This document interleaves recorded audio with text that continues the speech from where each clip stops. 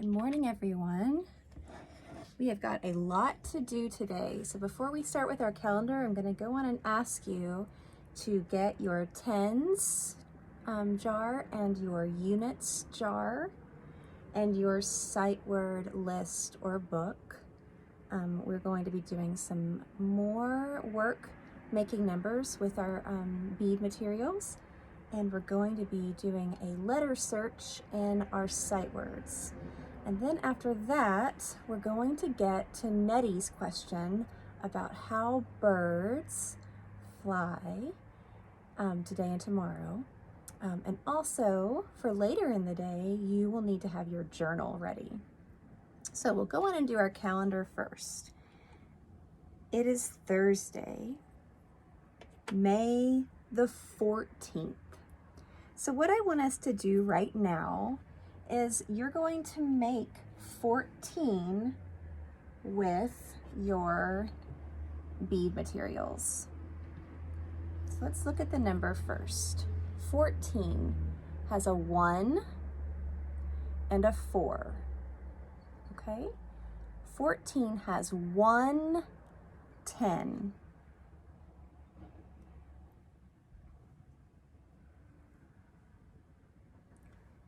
One 10 and 4 units.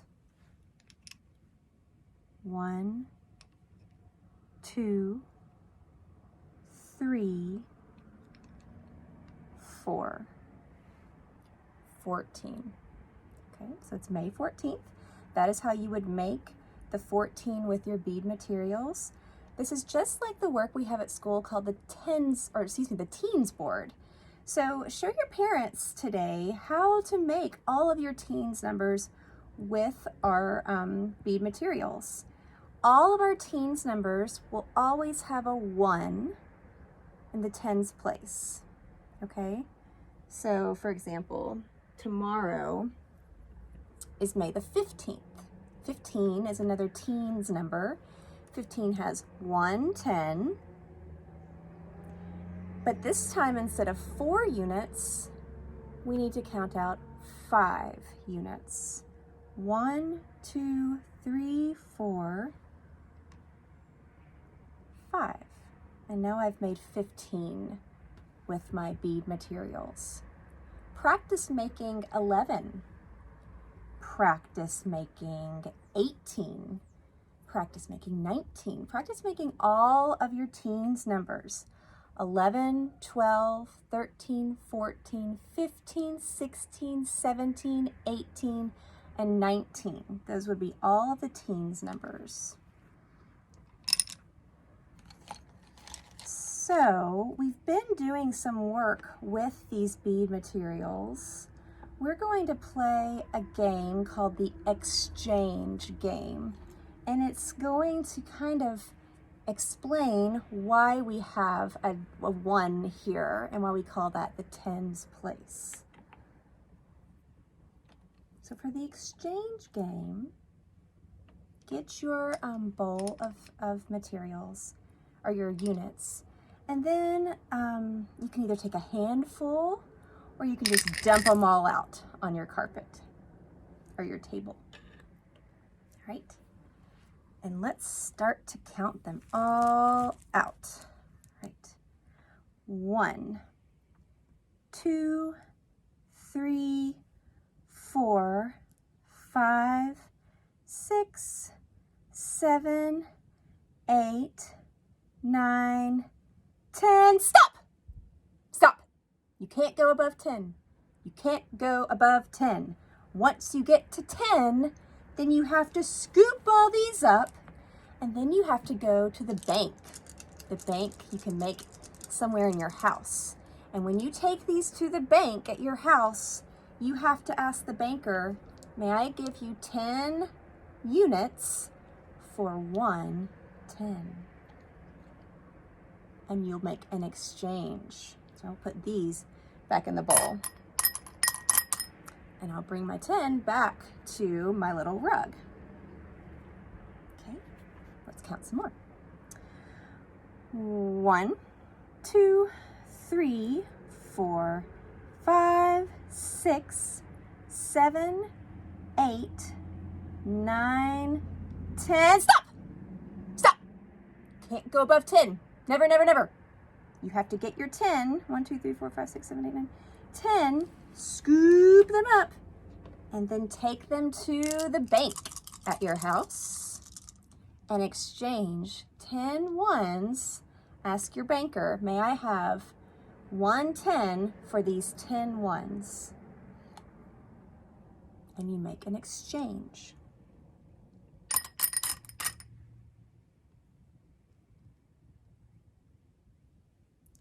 One, 2, 3, 4, 5, 6, 7, 8, 9, 10. Stop!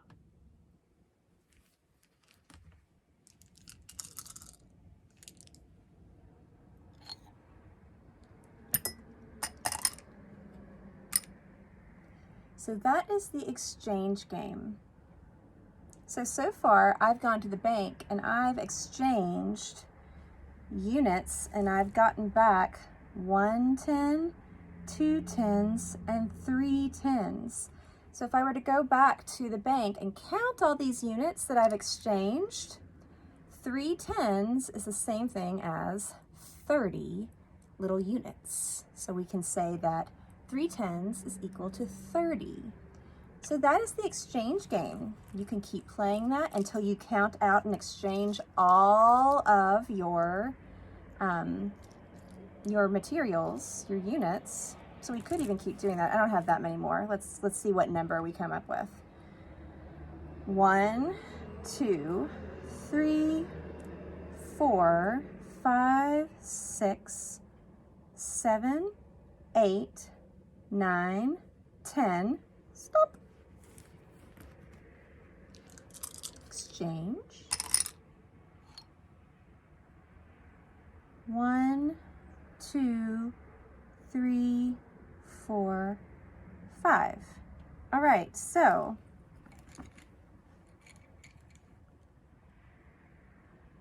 we have made a number here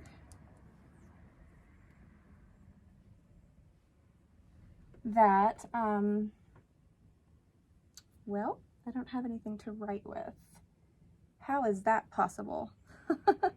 So instead of writing it, I want you to figure out how to write it at your house. But let's count our bead materials first so you'll know what to write.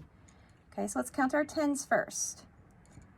1 10, 2 10s, 3 10s, 4 10s, 10, 20, 30, 40. 4 10s is 40.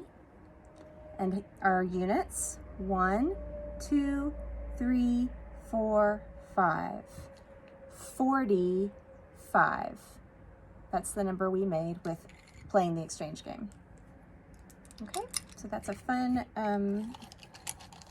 new game to play. And so figure out how you would write the number 45. And if you have been or had been working on your number roll, those kindergartners who were doing number rolls, you've probably already written the number 45. So this would be a good time to go back and practice that. Okay, so, oh yeah, okay. Sight words. We're going to do sight words, and then we're going to, I have a surprise to show you today. I'm really excited because I've never shown anybody this that I have at my house. Okay, but before we do that, on our word wall, we've been trying to listen. Yesterday we sang a song from Scotland, and we were listening to the B and the P sounds in that song. Today I want us to ignore the B, the B, and I want you to be looking for the P, P, okay? Get your sight word list or your sight word book out, and I want you to go through and find all of our sight words that have the sound P in them, or the letter P. I've got one right on the top. Where is the P in the word put? And you can underline it. Where is the P in the word up? Where's the p in the word in? Where is the p sound in the word when? Okay, so go through all of our sight words and find only those words that have the sound p. P. Okay? All right. Might not have that many. And if that's way too easy for you, then go back through and find all of the sight words that have the sound b in them. But start with the P first and see how far you get. Okay, now for the surprise. So, Nettie's question that she wanted to know is, how do birds fly? And the obvious answer is, well, they fly with their wings. But how do they do that? So we're not going to learn that today necessarily. We're going to do a science experiment tomorrow that will kind of help us understand that. So listen closely for tomorrow. You will need a balloon. You will need Scotch tape. And if you have any feathers, you'll need some feathers, like the craft feathers that we can use, or that we use in crafts sometimes. If you don't have the feathers, that is okay. I wonder if you could try using something else, something lightweight like feathers, but something that you can tape onto your balloon that would act like wings. So I'm trying to think. I'll keep thinking about what you could use if you don't have feathers. You could use a leaf. A leaf is pretty lightweight. A leaf could be your feather. Yeah, a leaf or the craft feathers. So that's what you're going to need tomorrow. So today,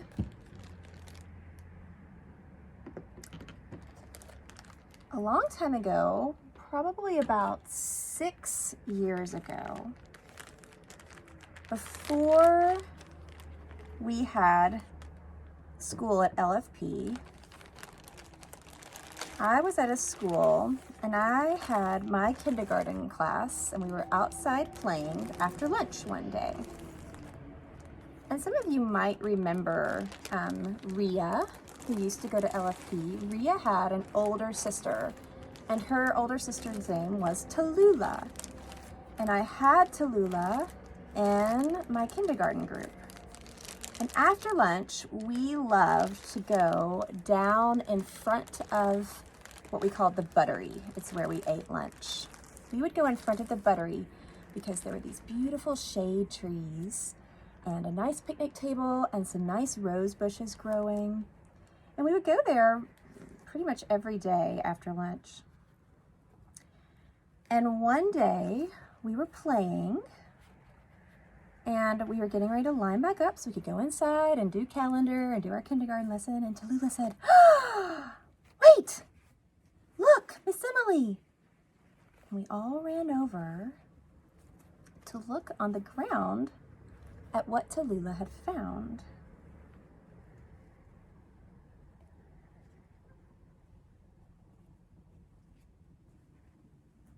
She had found a yellow-bellied sapsucker that had died, but it was still warm, so it had just died. It had not started to decompose or rot, and it was such a beautiful, beautiful bird that I scooped it up and I've kept it in the freezer for all these years because it was so beautiful. And so I wanted to show you this so you can really see all of the different kinds of feathers that this beautiful bird, I think it's in the woodpecker family because you can see its really long, sharp, pointed beak. But why do you think it's called a yellow-bellied sapsucker? So these birds are pretty common in our part of Kentucky. You might have even seen some in your yard or on your hikes. But I just thought that was such a beautiful, beautiful bird, and I felt so lucky that we were in the right place at the right time to have found this beautiful bird. I don't know how it died. I don't know if it, I have no idea, because it was perfect when we found it on the ground and it was already dead and it was still warm, which told me that it had been alive not too long ago. But it's just beautiful. It's a beautiful, beautiful animal. Now I have to keep it in the freezer because it still has all of its organs inside of it, like it had when it was alive. And because it is not living anymore and its heart isn't beating, the blood is not circulating through its body, everything is standing still inside it. And so that means that, I don't know, when blood doesn't flow through your body anymore, it can sometimes start to smell bad when things start to decompose. And we've talked about decomposing things a lot when you see things out in your garden, food in your compost pile that is breaking down and decomposing. It's breaking down all of those little parts and it's going back into the earth. And that's what would have happened to the yellow-bellied sapsucker if we had left it on the ground. And if I were to take my yellow-bellied sapsucker and put it out in my yard, then it would start to decompose really, really fast. But if I put it in my freezer, the cold can freeze everything up like ice. So it's kind of like this bird in my freezer is like an ice cube bird, but I would never use it as an ice cube. I use it and I keep it in a very special place in my freezer because it is one of the most special things I have, and I have never ever shown anyone, any of my students since Tallulah, the yellow-bellied sapsucker. Instead, she stays safe and sound in my freezer, and I care about her very much and feel very, very fortunate that I have her. And so I wanted to share that with you because Nettie's question was all about birds. So today, why don't you take your journal outside and do some birding yourself? The date today is May the 14th, 2020. And go outside and find a spot in your yard where you can sit very still. And you can sit very quietly. And you can find one single bird that you are going to watch. And in your journal, you're going to write down what color is your bird? How big is your bird? How does your bird move? What does your bird's beak look like? Can you hear the bird make a song? And finally, what is the name of that bird that you are watching and journaling about? If you don't know its name, then why don't you make one up? Be creative and make up your own bird name. Or if you want to be very scientific, you can go look in a bird book to find its proper name. And then after you record all that information, take some time outside in your quiet place and draw a picture of your bird. And you can share those with the group on Facebook. So don't forget that for tomorrow, you're going to need a balloon, feathers or a leaf, and Scotch tape. Now I need to go wash my hands because I've been touching a bird. Okay, I hope you all have a fun Thursday.